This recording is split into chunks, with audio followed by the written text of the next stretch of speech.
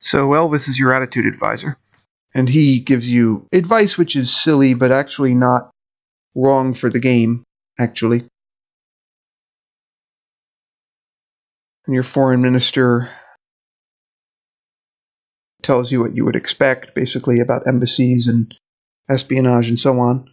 Your trade advisor is more, just like in Civilization 1, talking more about tax revenue than about trade, even though he presents himself as being the trade advisor. Really, it's all about taxes. And your science advisor is this nerdy guy who talks about science. But all of these advisors, except for Elvis, are unhappy with the situation at the beginning of the game because I have nothing to show them, essentially.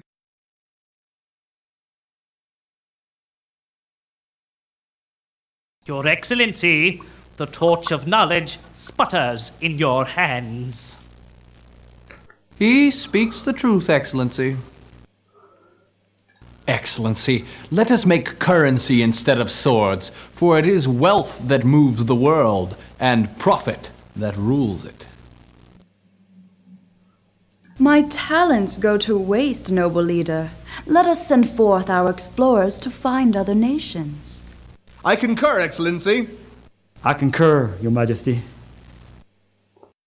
So they're actually reasonably useful if you're not familiar with the game, although most of the problems that you encounter are self-evident, so you don't absolutely have to have them, but they're a cool feature to have. But again, you have to activate them, and you have to have the video files installed.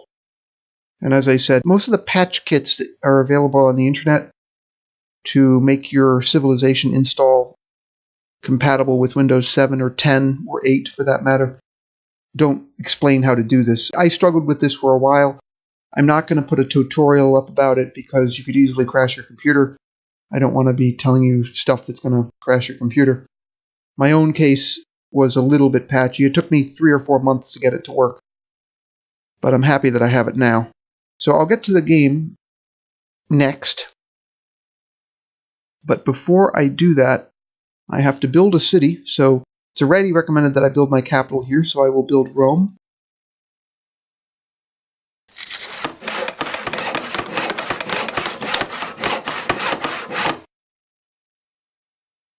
And it's giving the predictable advice. Now, the city screen is actually very similar to the original Civilization. It's just restyled, essentially.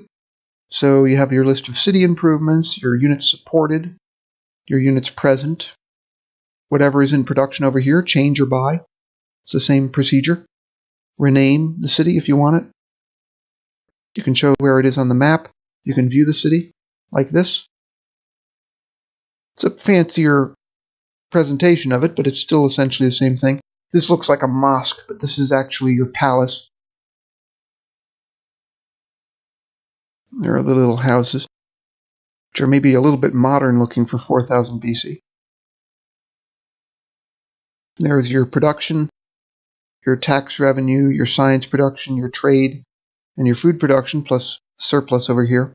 If this were hunger, this would be marked in black and would tell you how many more, I guess, bundles of wheat you need to produce to end the hunger. A food surplus will mostly result in city growth and will make it easier to support settlers. That's mostly why you need to know about it. Food storage is 0 because the city was just built. Now what I'm going to do, I'm going to start building settlers. So I'm going to use the same strategy that I used in the Civilization 1 playthrough. And as you'll see, on the chieftain level you can get away with this, because it takes a long time before you need an army, but you need your cities to be as numerous as possible, as early as possible, so that you grab the land before your rivals do. So this is actually defense. It just doesn't look that way at first. Strength in numbers, essentially.